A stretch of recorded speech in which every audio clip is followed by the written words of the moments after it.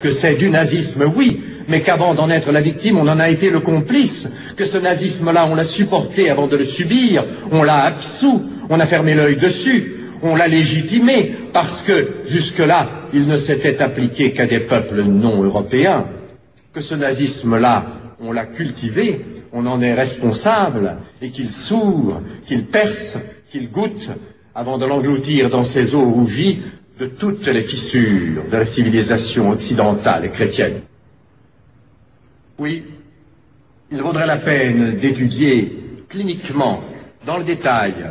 les démarches d'Hitler et de l'hitlérisme, et de révéler aux très distingués, très humanistes, très chrétiens bourgeois du XXe siècle qu'il porte en lui un Hitler qui s'ignore qu'Hitler l'habite, qu'Hitler est son démon, que s'il le vitupère, c'est par manque de logique, et qu'au fond,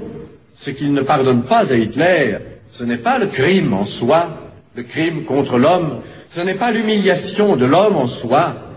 c'est le crime contre l'homme blanc,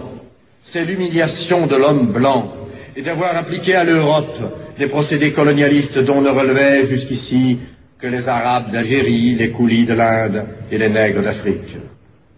Et c'est là le grand reproche que j'adresse au pseudo-humanisme. D'avoir trop longtemps rapetissé les droits de l'homme, d'en avoir encore une conception étroite et parcellaire, partielle et partiale, et tout compte fait sordidement raciste.